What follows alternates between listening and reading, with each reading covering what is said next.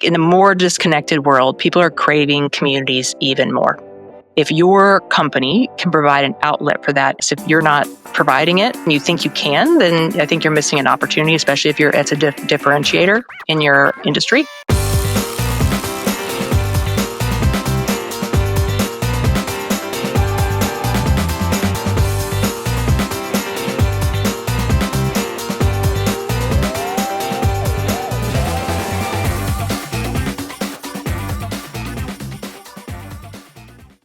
Welcome back to the Industrial Growth Institute podcast. I'm Ed Marsh, your host, and today we're talking about the revenue growth long game. In previous episodes, guests have touched on how marketing is changing and how the simple SEO and content marketing playbook is rapidly deteriorating because Google's changing and search behaviors are changing, and all these things are changing along with website engagement and conversion rates. So those changes generally mean that we need to reach buyers earlier, before they're even in the awareness stage. Let's call it pre-awareness. And we need to build trust and authority. And that's a tall order for most companies that kind of define the world, and they think of their marketing and sales as primarily about sharing product and service details. I think it's fair to say there is no well-defined recipe for how to do this going forward. There's lots of ideas. Things are changing so quickly that our best guesses today will likely be off target. We may find them embarrassing when we look back in 3 years.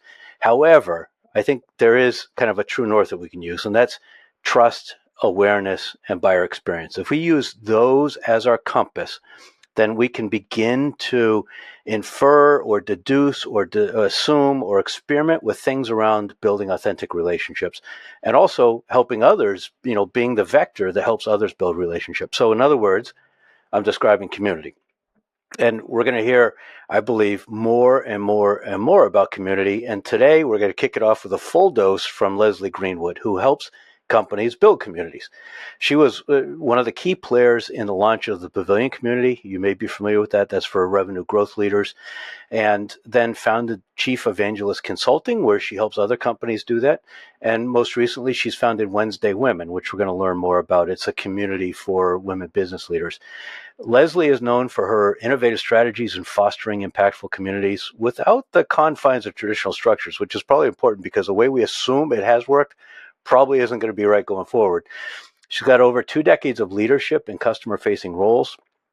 She has focused on this concept of community engagement through a member-first philosophy for quite a while. And as we chat, we're going to hear more about how we can do that, as well as more about Wednesday Women, a platform that she recently started that's dedicated to elevating women leaders and entrepreneurs by fostering meaningful connections and spotlighting their achievements.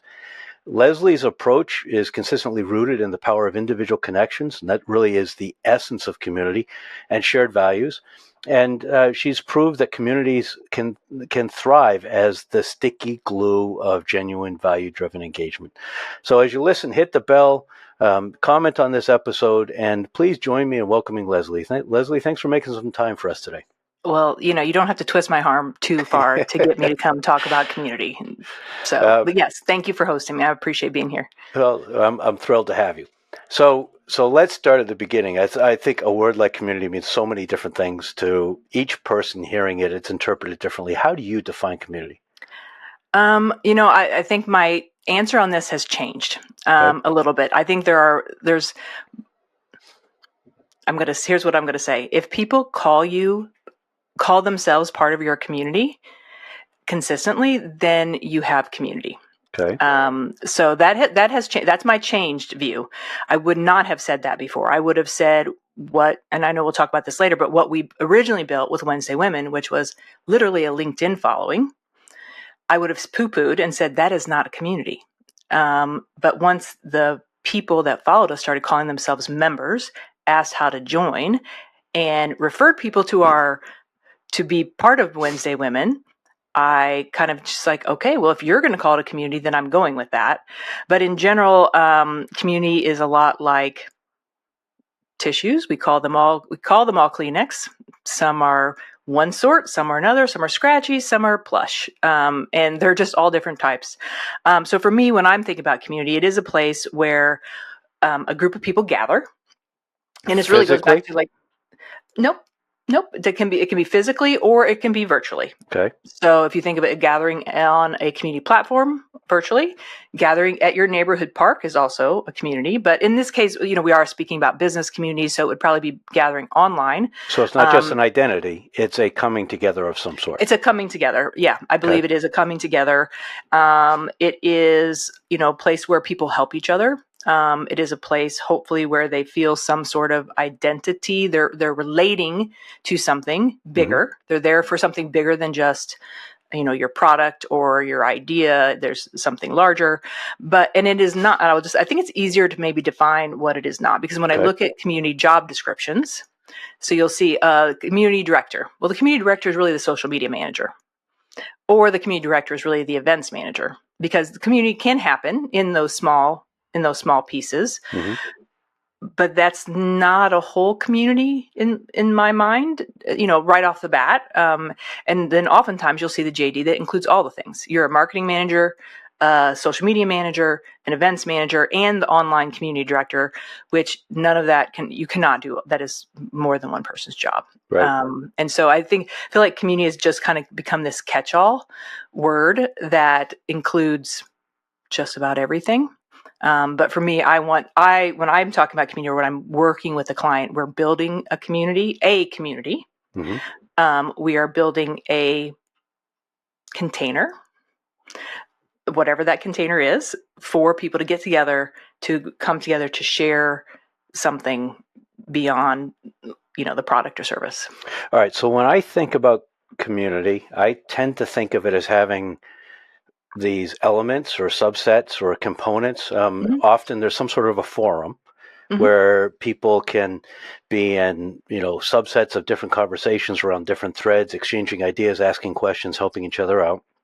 There's often some kind of an education element. There's often in-person events or virtual events that, mm-hmm. are associated with it. There may be some kind of a store with, merchandise that allow people to recognize and promote their membership or association. There's often some mentoring or maybe a job board sort of an element. Mm-hmm. There's certainly networking. In some cases, there's higher level access. There may be different membership levels. Some are paid, some are free. There's sometimes certifications. There are often sponsorships. Are there elements that I'm missing? Oh, goodness. No, I think you hit everything. The community, once you define the community and, what you want it to be, what you want it to feel like, it can contain, that's why I say it's like kind of like making a container, all of those different things, or very few of those different things. So yeah, and I think you could make probably anything part of it. One-to-one matching, you mentioned mentoring. Yeah, I think you covered it all. So you said once you're clear what you want the community to do, I know you're a big believer in having a strategy before you start. Yes.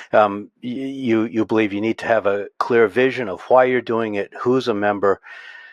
I assume that can change as you go along, although the closer you can get up front, probably the more efficient you are. But talk about how you guide companies, or how you've learned it's important to conceptualize that and to articulate it and to even codify and document it before you start. Mm-hmm, mm-hmm. Yeah, I actually have a community POV exercise that I put all of my customers through. And actually, for any listeners that want it, just DM me on LinkedIn. I will send it to you. That is one of those things. Also, my potential member interview script. Okay. And so, yes, it's like what are your company mission, vision, values? It looks like a startup consultant, like a startup advisor. What's your mission, vision, values? What is your differentiator? What problems are you going to solve that another community can't solve already? Let's see what else is on there. Who's your ICP? Who are the personas within your ICP?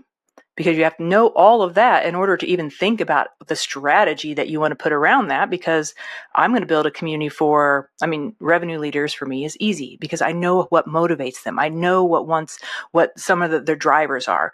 It's completely different than if someone said to me, can you build a community for my devs?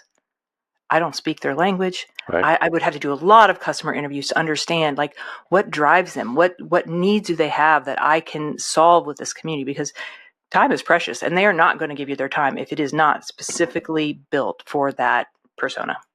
So the community is like a product. You have to understand what the Oh, it's problems are, and you have to do 100% a persona product. interviews, and Mhm. it's got to have meaning and value for somebody. It's got to help them achieve an outcome. Nobody's got extra time to just fiddle around in a forum somewhere.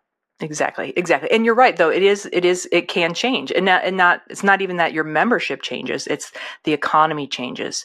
The political climate changes. And I'm still talking, this can all change within a go-to-market, one specific community. So Mm-hmm. I call it like a nebulous gray blob that you will never master. You will always be changing it. And that should be a mindset that you have from the beginning, that you'll be pivoting all the time. Not Now, pivoting, tweaking. If you're okay, pivoting, that's a problem. okay. You should be tweaking it all the time. Um, should companies think of community as being broader than their ICP or their customers? They can. There's a model that you can Google. It's called the Spaces model of community.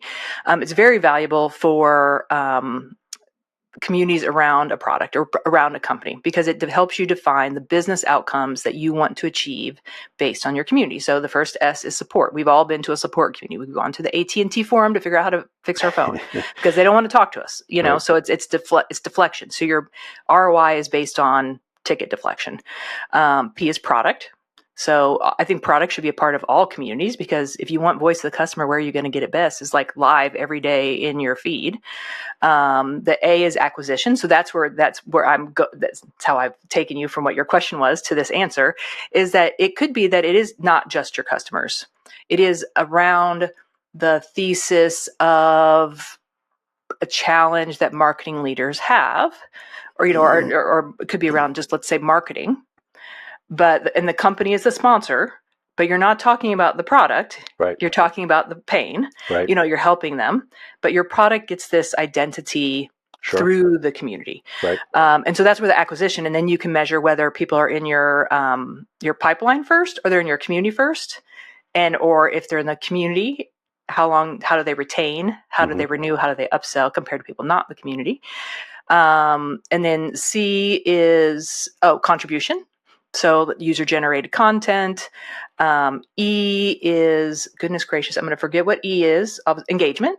So, that's for me. I love that. Like that is when we talked about you. Thank you for the kind introduction. When you mentioned sticky glue, the engagement, and sometimes that's not measured the way you think it is. It does not mean how many Slack chats that they do, and it's sometimes very hard to garner that information. And the last one is success. So the last community that I'm finishing building now with a company, it is around the customer success leader has started it, and it is about the education, about providing the resources so that they want to stay longer, they want to upsell, things like that. So, is this a marketing function or a sales function? Where does it fit? It could be any. So, for instance, in this community that I'm just finishing, it is led by the CCO, the Chief Customer Officer. Is their marketing function? Yeah, because now they're the only person in their space who has a customer community. Should they be using that as marketing? Yeah, absolutely. Will there be sales? Yes. Do I want the salespeople in there? No. So it's not usually a sales function according to me. Now, this is my opinion. I don't think your seller should be in there. Maybe your VP of sales and chief revenue officer, if they can add value. But I don't want your sellers in there for sure. They're the ones I spoke with every C-level person in this company. They're the ones that engage the least. Product was very interesting. So it can really live everywhere. I've seen it live under marketing. I've seen it live directly under the CEO. I've seen it That's interesting. now live under probably smaller orgs, and then now seen it live under customer success. But speaking of under the CEO, whether it's there as a dotted line or not, it feels like it's got to have substantial executive sponsorship in order to have the longevity and runway and resources in order to make it work. Oh, 100%. Like that. If I were to define the perfect CEO, it is the one of the company that I'm working with right now. The visionary founder that can see past, like, oh, I got to have MQLs in the pipeline. He's seeing towards that. And I will tell every company I work with, even on a one that's maybe fee-based, that, there's, you hopefully the parameters I say is like, hopefully the people will start talking to each other and helping each other within 6 months. That's the goal. Then in 18 months, maybe you have something positive to put on a board slide besides costs. And at 3 years, you're considered mature. So unless you can have a full 3-year time frame, right, and that includes platform cost, time, other technologies, and human capital, then you really shouldn't even start, in my opinion. Can you start one without an FTE dedicated to it? You don't have to have an FTE, but you do have to have dedication. You do have to have at least a dedicated person. Now that may be half-time, Okay. but it is not their additional job. So it's not your social media manager's extra job, because this will always fall last, because probably they could have measurable results on one side and no measurable results for a while on the other side. And that person initially, whether it's half-time or full-time, is basically in there kind of hollering into the wind, trying to get people to listen and respond and engage and drop some comments, or are they trying to do other things? It really depends. It depends on whether you have someone like me come in, because I'm driving strategy. So that person really they are making sure everybody gets in, they get the right tags, they are welcoming people. I'm a big believer. I want people to think about, how does it feel when you walk into my community? I'm visualizing it as a physical space. Mm-hmm. And how it feels is, if you introduce yourself and no one says hi, it feels kind of crappy. Right. So, and they are doing that. They're beginning to learn the customers. They're looking for buying signals. They are introducing them to each other. That feels like an important thing. If you can connect across the community, bring people together in a more substantive way than just being, two other names in the registry, that feels important. That's very important. And then that's why, when I was hiring, when I worked at Revenue Collective and then Pavilion, I actually wasn't instrumental in the launch. I was for the 2,000 to 10,000 run. But I never hired anybody with community background. I wanted someone, I hired people that had worked at enterprise, car rental. Mm-hmm. I hired ex-teachers. I hired people who took a moment to think about the personality, the needs, that were quick learners and were hungry to learn, because I got my MBA in Pavilion because I was just listening to revenue leaders all day long talk about their challenges, how they fix them, blah, blah, blah. I'm like, I can talk to any CRO in the world, and I didn't know what a CRO was when I started. Right. So it's like that kind of person. And then the person that does go beyond, doesn't just answer the question. It's like, you know what? Ed had that same challenge a couple weeks ago. Why don't I connect you? I'm going to tag at Ed. Do you have time to chat with John about this problem? So yeah, I'm always keeping that mental Rolodex of things that I can, people I can connect. That's actually how I do life in general, but that's what I want to see in communities. So this community manager has to be more than just kind of checking the box, looking at today's comments and deleting anything that is contrary to the terms of use, but rather they really have to see themselves as a connector that's helping people optimize their experience in this community. In my perfect world, yes, 100%. That you are not just you are not a mod. See, there's a difference for me between calling someone a moderator and a facilitator. They're a facilitator. Moderator is just the one doing check. Oh, against terms of service, throw it away. Right. It's not a keyboard warrior in my world. Now, are there plenty that's their job? Sure, but that's not how I would. That's not how I would do it. But I assume that means in the case where you only have a moderator, you probably don't have a vibrant community. And I assume the community is like most things where most of them fail, and only a small percentage really thrive. Is that a fair assumption? I think that's a fairly fair assumption. There's some old data on that very few go, but it's very hard to say because, there are people like Gong who have very vibrant communities. I actually don't know what their facilitation is. Their goal is the long tail customer success for people that don't have a named manager, but they have they have resources, they have money, they have time, things like that. And if you don't have that, and you are just being the keyboard moderator, I don't know. It depends. And also it just depends on what your goal is. If you're purely a support community, you don't need people making connections. If all you're doing is, if your business outcome is ticket deflection, do I need to be making connections? Probably not. But if the goal is to build trust, create awareness, establish authority with an authentic participation across stakeholders in your industry, then it sounds like you do have to have. You better be doing that. So Go ahead. And you better have someone I'm not saying nobody has to be an executive to do this job. You can be fairly junior. I hired very junior people, but they have to care, Mm-hmm. and it's just very difficult to like have someone super junior that's not at least very customer service driven Right. to support a community if they are of, a higher executive status. Right. I mean, so you're thinking about that as well. Or some other kind of an impatient role. I think in the most of the listeners of this podcast are in the middle market industrial manufacturing space, where, we'll talk in a little while about different platforms and different generations and how different generations like to interact. But in some cases, for some of these people, participating in a community is going to be a big stretch. And Yes. if they don't find it satisfactory out of the gate, they're going to say, I knew it. I shouldn't have pissed away my time. And so you need to make sure that you make it worthwhile right from the beginning. Mm-hmm.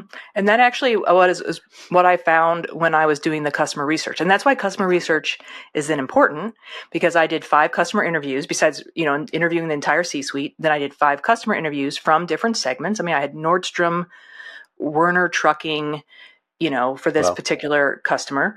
They use the tool in very different ways. Mm-hmm. No one was in an online community. Not a single one. Facebook. Interesting. Was the most, but it wasn't the community. They were just on Facebook. Right. So this whole community thing for this set of people, which were IT and comms in various industries, mm-hmm.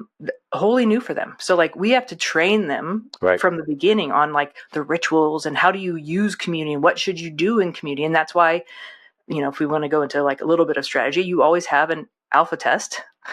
That's your internal team. Then you have a beta test, and those are your super users. Those are the ones jumping up and down, welcoming everyone, and they're actually usually the people that I'm interviewing as well. Mm-hmm.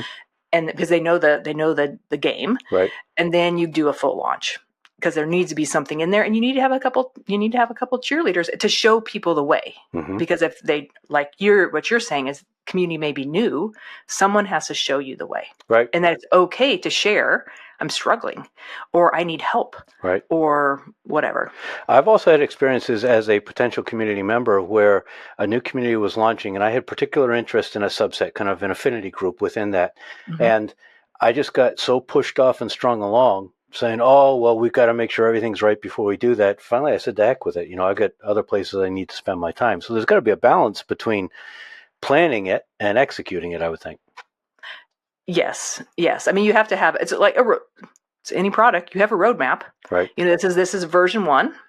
And so for this one, we had the launch. The launch was timed with their customer conference. There were things that were going to be in version 1 that didn't make the cut. Right. Because we had timeline challenges. So, and then there's version 2, you have a plan for that. And there's version 3, and there'll be version 75 by the time you're done. Right. But I think, if something is part of your value prop, it should definitely be on your roadmap, and you should have a general timeline for that. Because if you're publicly launched at that point with no plan to execute on the verbal promise, then that's a challenge. Do you advocate sharing that roadmap? Yeah, sure. Why not? I don't know. I'm pretty transparent. So like I would say, yeah, this is what's on our plan for Q1. This is what our plan is for Q2. We want to we want to do a couple things like in our community at Wednesday Women now. It's like there are a couple things that we want to do really well first. If we can do those, execute those really well, then we can expand. If I can't, but I haven't promised the other things. That's the thing. You know what I mean? Like, yes, that is on the plan, but we have to do these 3 things first. So if our presumption is correct that most communities do fail, and you said there's some older data that may indicate that, what do you think is the most common reason why they fail? One is no strategy. It's really just no strategy. I remember a huge community popped up off of LinkedIn from some very popular people, and like thousands of users all of a sudden they had no intake. I'm like, you will never be able to monetize this because you don't even know the personas in your community. How are you going to pay for this? How are you going to pay for your time? What's your goal? Right. So it's like they just said, oh, this is a great idea. We're super popular. We can have tons of people. But it's like, who's going to sponsor this? You don't even know who's here. So it's like having a small plan, even in that case, an intake form would have solved their problem. Mm-hmm. Let's see. there'll be budget challenges, but like I said, you really have got to think like the 3 years. Like I have to have $250,000 or whatever it is, depending on if you're enterprise or like you can do a circle community for $99 or $19, to get me through this 3 years so I can really realize the full value. And just impatience, something then the economy changes and now you can't dedicate these resources to your long-term plan. Right. You've got to go out and start doing pay-per-click or something like that. I mean, I don't know. So 3 years to really be mature and established. And I think you said 18 months to start to kind of see decent engagement. No, 18 months to like from a business standpoint to, unless you're a paid community model, that's easier. But if you're not a paid community model, I say 18 months before you're going to write anything on a board slide positive about it. Okay. Like the board is not going to want to know that they don't care that 10% of the people are engaging. Right.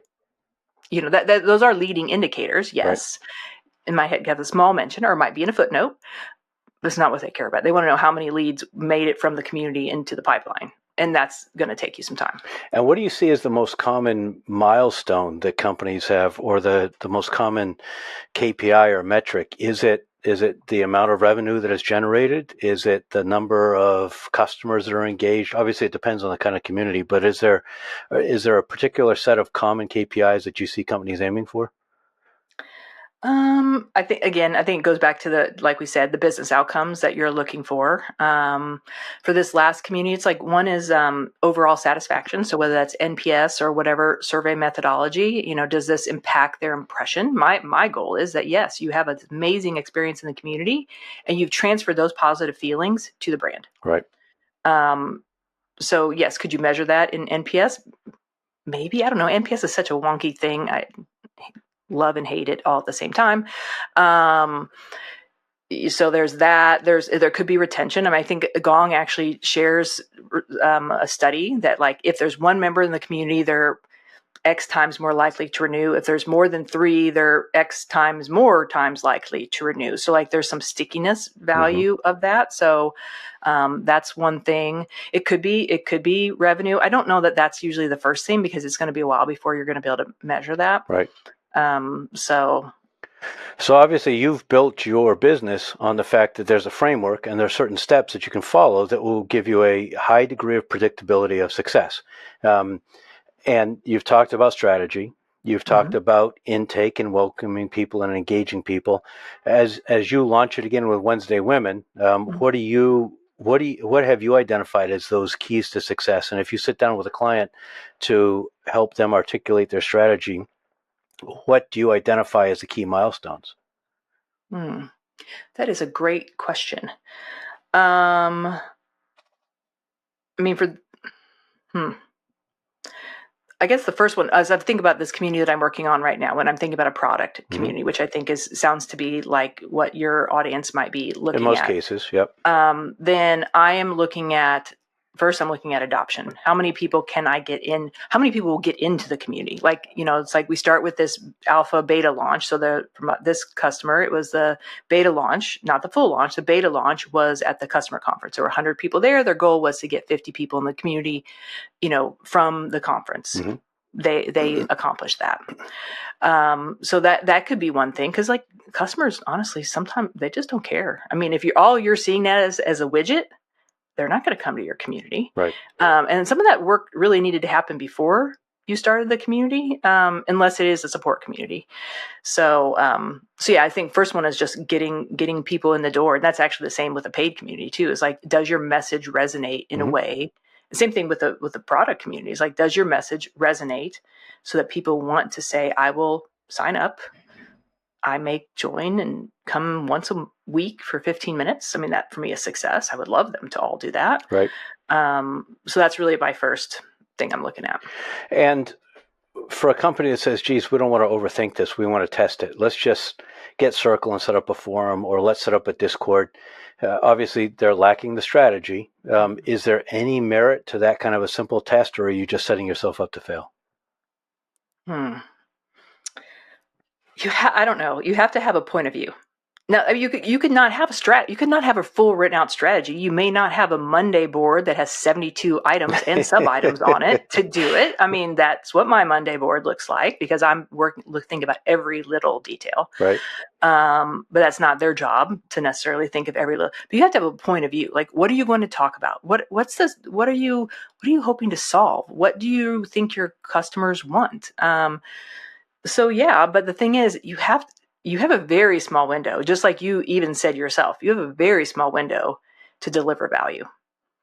And if you don't deliver value in that small window, they are likely not to come back, especially if they're not paying. Mm-hmm. So I think it would obviously be advisable, even if you don't hire a strategist to do it, that you sit down and you think about your customer, you think about what they need, and then sure, go and test some stuff out, but you better be pretty clear on what value you can deliver. And it also feels to me like any CEO who's signing off on this needs to have, whether they're comfortable or like it or naturally do it or not, needs to have joined some other communities to experience it as a participant and form some impressions about it. I will tell you, I spend more time in my discovery calls telling people not to build a community and to go join another community where their customers already live. Yep. I probably do that more than I sell. Because if there's already something out there where your customers live, you can become a member and just be a member and be a super helpful member. And guess what? I mean, this is a funny story. So like my early days at Pavilion, QuotaPath was a sponsor. Graham, who I think is our chief of staff now, but he might have been in sales, was so helpful in the compensation channel. Like, we didn't know he was a sponsor. We just thought he was the best member ever. Oh, you want to jump on a 15-minute call? Oh, here's how you do this. Do this. Here's a framework. Here's a thing. We voted him member of the week. We had no idea that he was a sponsor. Wow. So, you know what I mean? Do you want to go build your business? Go be freaking helpful. I mean, that's how I build my personal business. Right. And so I don't know. So yeah, no, I think they should have an experience. And they might want to think about actually just being a member somewhere else first. Right. If a company's trying to think about what sort of an investment this would take, let's say 3 years, there's some software cost, there's probably some legal cost up front to establish maybe some user terms or something like that.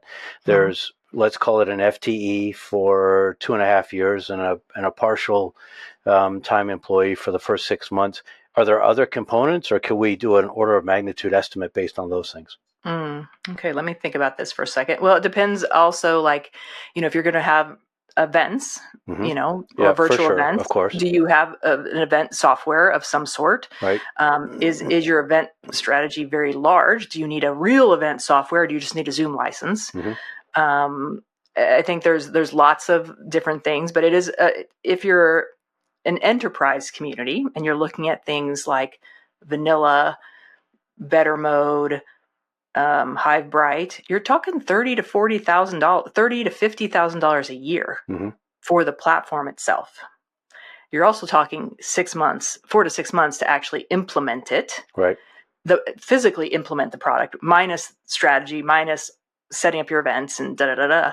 But for a kind of $50 to $300 million industrial manufacturer that probably doesn't spend much on marketing besides trade shows, maybe a little bit on content, maybe a little bit on journal advertising. I think if they're going to do events, maybe it's going to be a happy hour in conjunction with a lunch and learn somewhere or something like that. So if we back that part out, these aren't SaaS companies, then if we plan on that FTE and some software, is that a reasonable planning number? I think that's going to get you to a reasonable planning number. Okay. Yeah. Should they invite competitors, channel partners, vendors, prospects, and customers? Should the community incorporate all these people? It depends on your bandwidth, and because those are all different personas. So like, how are you going to solve the needs of all those 4 different personas? Like, can you do that? Like if we're talking about the people that you're talking about, and this is their first time doing community and they're giving it a try, let's say, although they're giving it a try for 3 years. Right. Then I don't know. I don't think I would recommend that to start. Like we were doing a segmentation at my customer. They have 10,000 customers that 20% are enterprise. 20% on the other end only pay $100 a month. So, we have decided to focus in on this one thing and incrementally let those same people in over a period of time. So like for me, I definitely wouldn't do that all at once. Maybe you find a way to do that over time. If your partners can be in there and they're interested and they want to deliver value, great. Competitors, probably not. I can't see a place where I'd put competitors in there. And then that is the acquisition part is like, is it open to everyone? That's like that strategic decision you need to make at the beginning when you're deciding your business outcomes. So registered users versus open to the public. Yeah. Okay. Yeah. And you mentioned earlier that there could already be forums in your space and the CEO should join that and other members should join it and get accustomed to it. Once you have your sea legs, you understand what's going on, you can form some judgments about how you might do it differently. Is there room in industries to have multiple communities in an industry? Sure. If I look at our space that we're in at Wednesday Women, there are so many, and they're all amazing. Most of them, the ones that I know, are amazing. There's so many communities out there for women. We may all serve a different purpose, though. Within those places, we may have different vibes. We may have different cultures. We may have, we may look the same, but we actually have different goals underneath. I think there's a place for everyone. I really do think there is a place for everyone, unless you don't have any kind of differentiated. Right. How are you in business if you don't have a differentiated, thought about your company compared to another's? Well, everyone in our space sells the highest quality, most unique, most durable, best designed product. They all have that. Great. So then your community then is, I'm here to support the end user who uses this in order to make their life better. Right. And what is that thing? And then you provide the support and programs around that.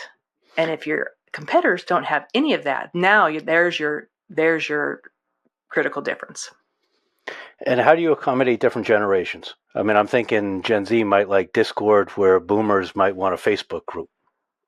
Yeah, I think it's really, when it comes down to it, I don't know. I've never been on Discord. Same thing, gamers. I just think gamers and tech people are on Discord. But when it all comes down to it, the platform is really less important than some of the other components that we've talked about. If you've provided the space, they're not that different from each other, whether they are forums or they call them all different things. Right. Forums, spaces, groups, channels. Like Right. I just call everything a channel because I'm used to Slack. Right. But I use the words wrong. So I think everybody can do that. You're already having change management if they're not already used to being online in a community setting. Right. So at that point, it's like, I don't know. But Slack probably isn't the most user-friendly version. It's less defined. You have to be able to work in the gray a little bit more, and it does not sound like that's the place where your people live. And so that is one question I do ask when I'm doing my customer interviews is, where do you already live online? Do you participate in communities? Where are they? I want to know where they live so I have the least amount of resistance to make that change and get them in. Now, I'm never going to put a revenue community on Circle. They're going to be on Slack. And I'm going to figure I have strategies to make Slack more accessible to more people because they're already in Slack. I'm not going to get an enterprise AE to go onto Circle. Give me a break. Right. Sorry. How important is mobile? I think that is a very important consideration. It has to be at least mobile friendly. An app is great. It would be great if they had the app, because you will have some people that just aren't going to be at their desks. Right. The particular community that I'm finishing, they cater to the deskless workforce. So you kind of have to have an app if you're catering to the deskless workforce. Now, granted, the IT and comms people that do it are at a desk, but they're going to probably be out in the field doing something. So I think that would be a very important consideration. Ours does not have. I think it might have an app, but we haven't gotten there just quite yet, or maybe it's on the roadmap. So, I just take the homepage and make it an app on my phone. And so I have an app, sure. And it's mobile friendly. So as long as it's mobile friendly, I'm cool. We talked about what the moderator does. If you're going to have a moderator, do you have to hire somebody who's been a moderator before? Do you have to give them specific training? Is that part of your consulting, or can you just bring in somebody that believes in community and likes to connect people? I don't think you have to have someone that's already been in community. Okay. I definitely don't. I trained 20 people that have never been in community. And actually, I had never been officially in charge of a community. I was customer success, so we figured out a lot of it, along the way. But I don't think you need to have community, because it also depends on how they were, like, kind of how they were raised. Like, were they raised in the moderator, keyboard warrior, I'm just checking off things? Right. Because that's a whole lot of unlearning that I'm going to have to relearn. Right. And they're maybe too rigid for what I'm looking for. I really think you just need someone with really good customer service who cares about people. Got it. And understands what going above and beyond looks like. Do you have, as part of your consulting, or is there a framework for a standard set of terms of use that you recommend for people? Yeah, I have some examples, and actually anybody can go to, there's a really good podcast called In Before the Lock, and it's with Erica, Kuhl, Kuhl, and Brian Oblinger. Erica actually began the Salesforce, she built the original Salesforce Trailblazer community. And I think it's episode 87, and it's all about terms and conditions and community guidelines. If I want an example, terms and condition and community guidelines, she's provided people's there. I look at gongs almost all the time, and I will give them, my customers, an example. Here's an example. You'll see how they use their own voice and tone. Right. It's very customized to their brand. You will not want to use these same words, but these are the kind of things, that to use as far as community guidelines. Now, terms of service, I mean, you probably should have your real lawyer look at that, Sure. or you could go and find one online and just change some names. You could ask ChatGPT to write it. You could ask. You actually could, and I might have done that. Chat Esquire is my friend. Got it. I'm always fascinated when I come across a community, and there's some really niche ones. Like there's one in the space of the metal fabricating world called Press Break Anonymous. A guy set it up. He's got 27,000 people in a Facebook group. There's this amazing truck mount forums in the industrial cleaning world where the guy that's got the van, that's got the carpet cleaning machine in the van, started this forum. And he's got tens of thousands of people now, and he's got merch, and he sells training, he sells memberships, he sells certifications. He's turned it into, I think, his primary business at this point. Is there some place that people can go to search for communities, or is it really just word of mouth? I wish there was. I really wish there was. I think there has been like a couple of places you could look for them before, but I don't like.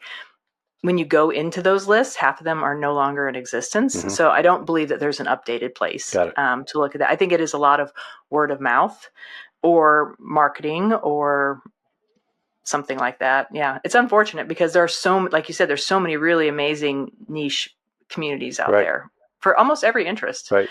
So it's just finding that one. Now, at what point did you realize that you were now wearing this label as community expert? Oh, I don't think I'm an expert. I'm a community. I'm just really passionate about it. And I think the one thing I will say is, like, these are my opinions. Like, there is no, like, you can definitely get community training. There are many places you can go and purchase a course and get community training. I've taken one of those courses because there are certain things that, you should know or whatever.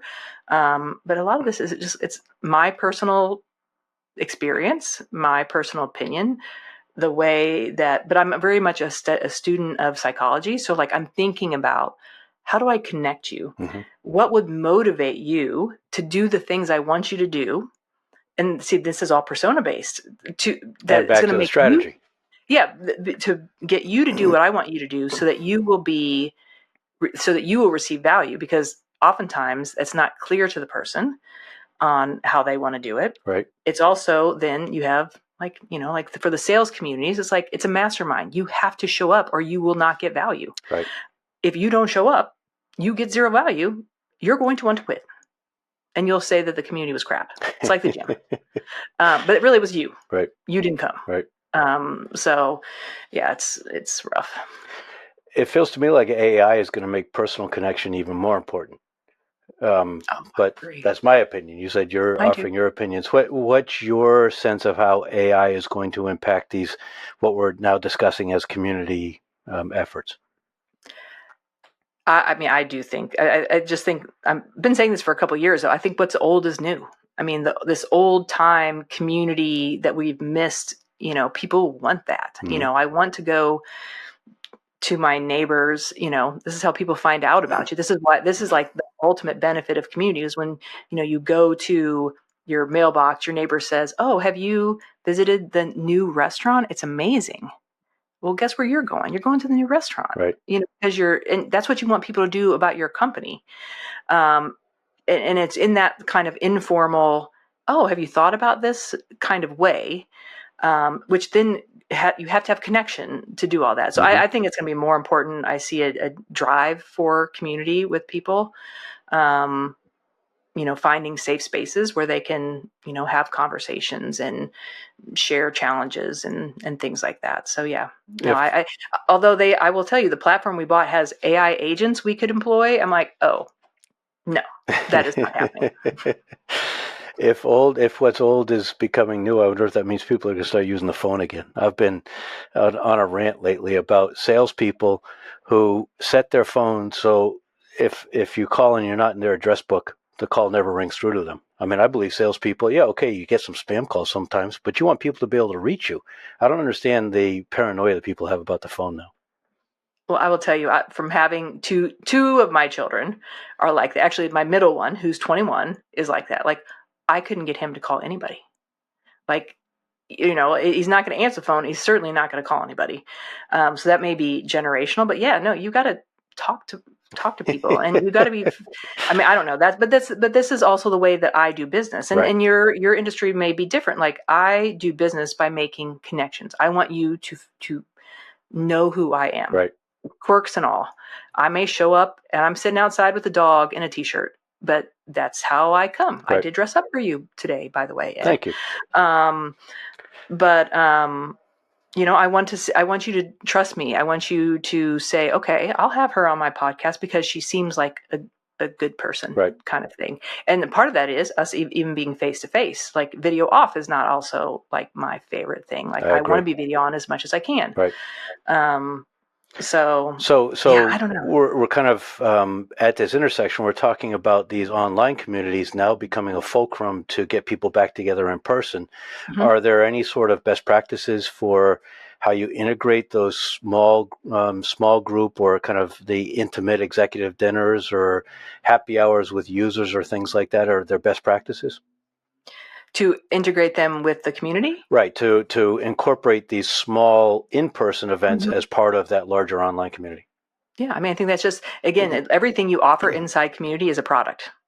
So like your events, virtual events are a product. So every time, so this is my lesson that I learned, is like every time you launch something in a community, a new program, you got to think of it as a product launch. So, if you've launched this product and there's small, intimate gatherings or whatever, that's great. You have someone who's the facilitator who then brings, gets them together and they have a certain feeling. So then great, they bring it back to the group. Mm-hmm. I mean, I would love to see that. And oftentimes that'll happen on its own. So for one community that I'm in, they are starting local meetups on their own. They're taking pictures and putting it in the Slack channel of them meeting to go to the gym. Wow. Like, I'm like, yes. Like, that to me that's huge success. Sure. So yeah, no, it'll happen.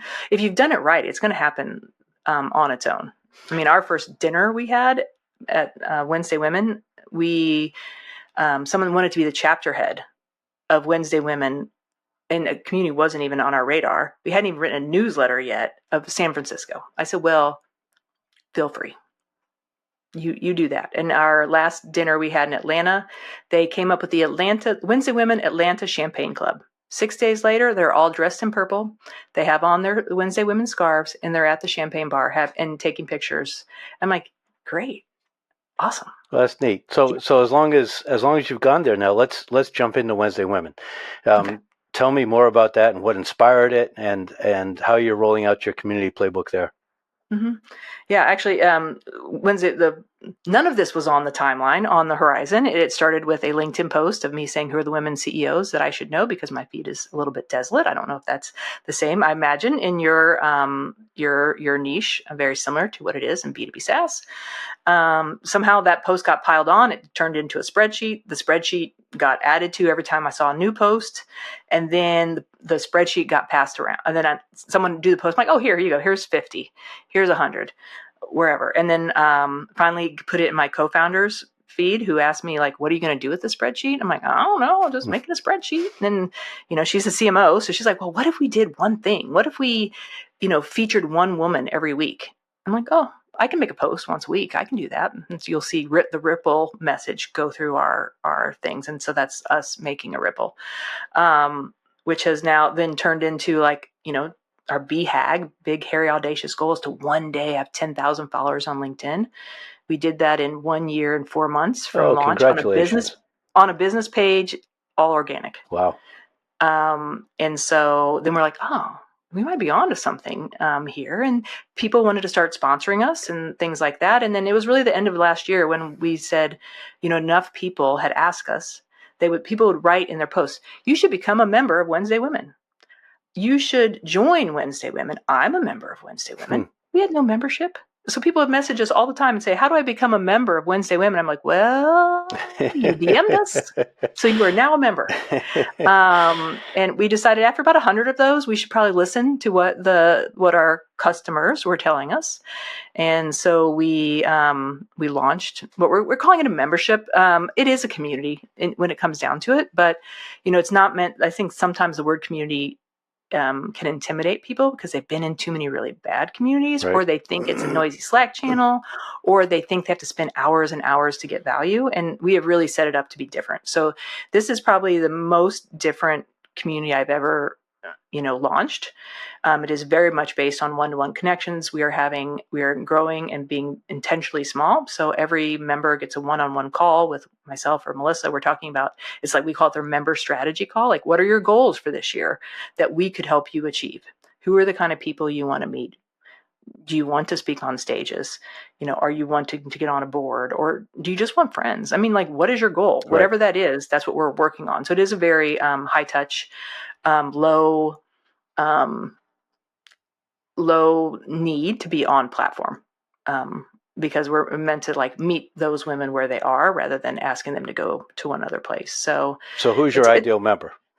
Ideal member. You know what? It's very interesting. Our ideal member, it's actually very easy. It's a woman who is an executive woman. So VP, C-suite, or equivalent. So, in different industries, they don't use certain titles, or you may be in a very large company and you're the senior director of something. So like one of the women that came to our dinner in Dublin, she's senior director at SurveyMonkey. She has 150 sellers underneath her arm. I'm like, yeah, you are a VP in every other company I know. So it's or equivalent. But the kicker is, so it's everybody. There's no industry, but it is if you have an abundance mindset, you are willing to give and take intros. So I don't want to hear anybody say, well, are you sure? Like, I'm a C-suite at something. I'm like, no.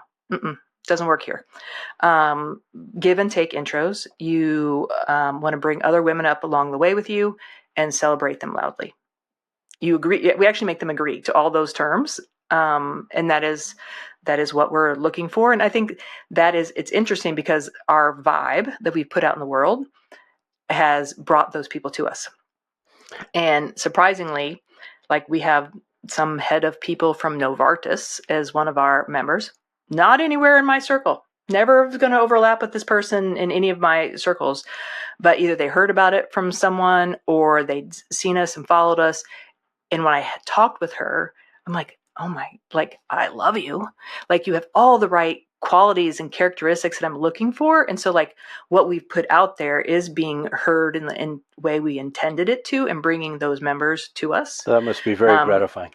It is very I mean, this is someone I would never have crossed paths with. I mean, I feel blessed that I got to have the conversation and that this person gets to be in my ecosystem. But yeah, so it's seeing that kind of thing. That's what we're looking for. And I'm guessing the name came from the day that you started to profile that one lady per week? Yes, we might have thought about that. We should have thought about that a little bit from the branding perspective, but that actually was the CMO's, Melissa, my co-founder's idea. She's like, what if we just make one post and we'll make it on Wednesday and we'll call it Wednesday Women. And the next time I talked to her, I'm like, well, I saw WednesdayWomen.co is available, but marketers, they are domain hoarders. So she'd already bought WednesdayWomen.org. Like it was already done before like our second meeting. So that's really where it started. And then she was on a mid-journey kick, and that's how our little splash logo came out. And so you've got that website, WednesdayWomen.org, but you're primarily a Facebook or a LinkedIn group, rather, right? Yeah. It's mostly. I mean, like I said, this is why I would say my difference on what I would have called a community last year compared to this year compared to a couple years ago is because I have a LinkedIn audience. Makes sense. That's it. But that are very engaged. I mean, if you look at the average company page, they're lucky to get 1% to 4% engagement. We consistently get 25% engagement on our posts. So it's like it's a little bit different, and I think that's why they call themselves members and all of this kind of stuff. Right. But no, it's truly just a LinkedIn audience. The website is really just to direct people to events. We have our blog. We oftentimes post series like women in, like we're going to work on a women in energy.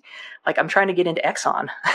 So if any of your listeners out there know an executive at a woman executive at Exxon, so like I'm, oil and gas and renewables. I'm like, I know nobody in that industry, but I will find them and I will convince them to talk to me because I want to shine the spotlight their way, So yeah. Cool. All right, shifting back to kind of community in general, are there rules of thumb for what percent of members normally are actively engaged versus lurkers versus sign up and disappear? Well, there are. There's something that's like the 99-1, whatever. There's a real name for that rule, but it's like you have 90% that do nothing, honestly, and then maybe they come in once a quarter or whatever. If that, there's 9% that maybe come in fairly regularly. And there's 1%, the one that's in the intro section cheering everybody on and saying hello. Like that's your 1%. You've got those. The 9% you get every once, on a regular basis, and then 90% you don't see. But, it depends. If it's a paid community, and for instance, thinking about Pavilion, if I'm a CRO, I come in and I get answer to one question that I might have had to pay someone $100,000 to get the answer to. Right. I only need to come once every 10 years to get my money's worth. Right. So it just, everybody has different needs. And that's the one reason why I said earlier, your community will always be pivoting, because as life pivots, the needs pivot. And it's oftentimes hard to figure out, what those needs are. And what about taking some of those active and enthusiastic 1%ers and making them sub-moderators? Do you do that? Oh, 100%. How do you think you scale your community? You find your people that are super passionate about whatever the subtitle is, whether it's, in your manufacturing, it's some kind of widget or a bolt. Right. I don't know. Like I love bolts, all the bolts. And they're now, you ask them if they want to be the channel moderator for the bolt section. And they feel privileged that you're asking them to do that. It elevates their profile. They're seen then more as an expert, right. But again, that goes back to personas, because maybe people that work with bolts don't care about that. Right. So, or, maybe, like if I want a CRO to do something, I'm going to offer them a spot on a webinar. My God, they'll do everything for me all day long. Right. If I want an engineer, a highly technical engineer to do something, I'm not going to offer them the same thing. But yeah, that's I would staff everybody. Like everybody's got a passion, and that if you've got those people, you want to have them help you, but then you're bringing them in as part of, the building process, and you're taking their opinions and you're thinking with them. Got it.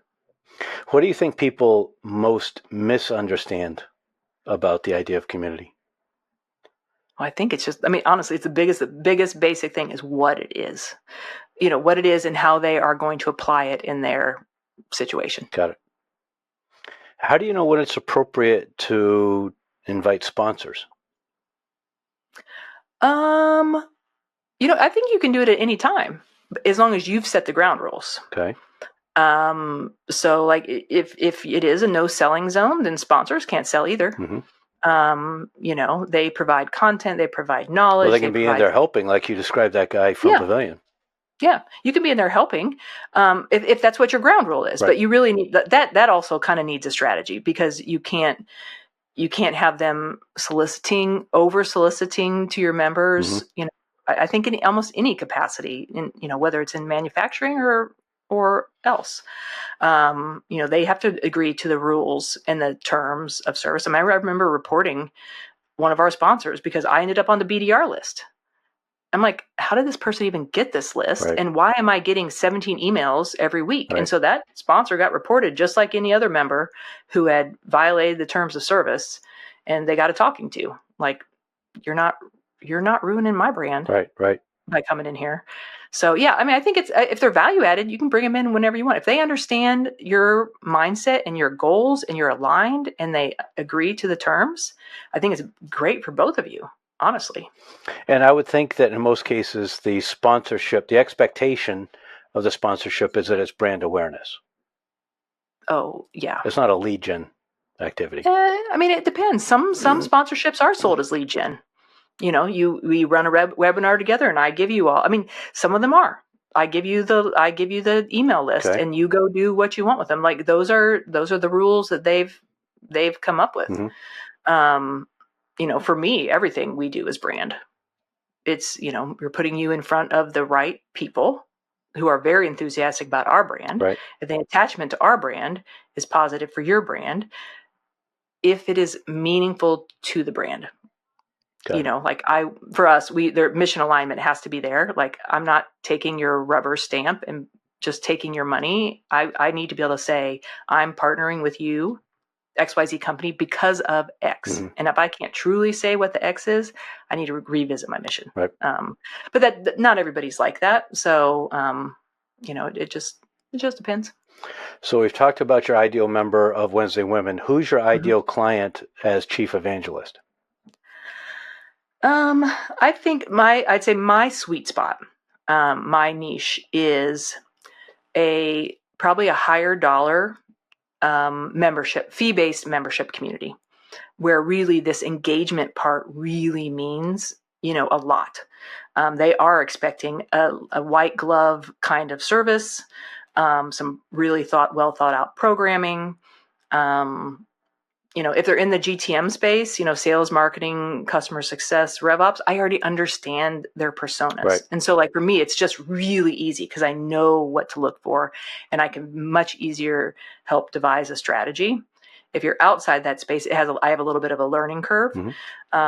So, like, that would probably be my ideal customer, is somebody in that space. And it may be a smaller niche community, may not have more than 200 to 400 members. But that each member is very important. It's not a mass play. Right. That's probably not my place. And how do you recommend that folks get in touch with you?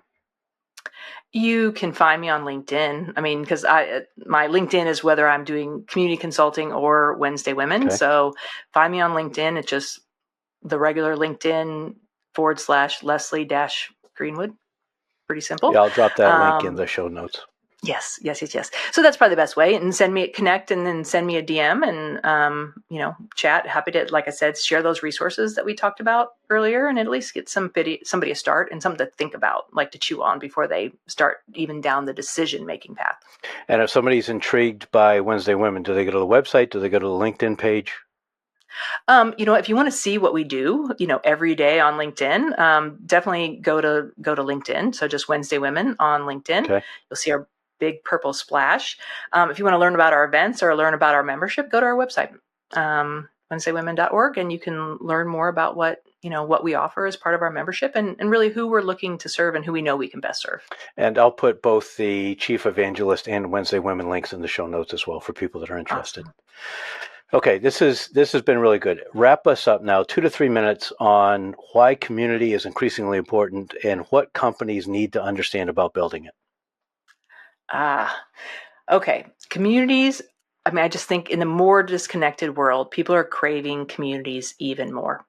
If your company can provide an outlet for that and solve a problem for its users to make their lives better, easier, faster, and maybe that is answering a support ticket faster, Or maybe it is providing that safe space where the mom who's juggling, twins at home and has an executive career where she can say, my boss is an idiot and I just can't today. Will someone talk to me? You know what I mean? There's such a wide range of things there. And I just think there's so much more need. And like we talked, there's a niche for everything.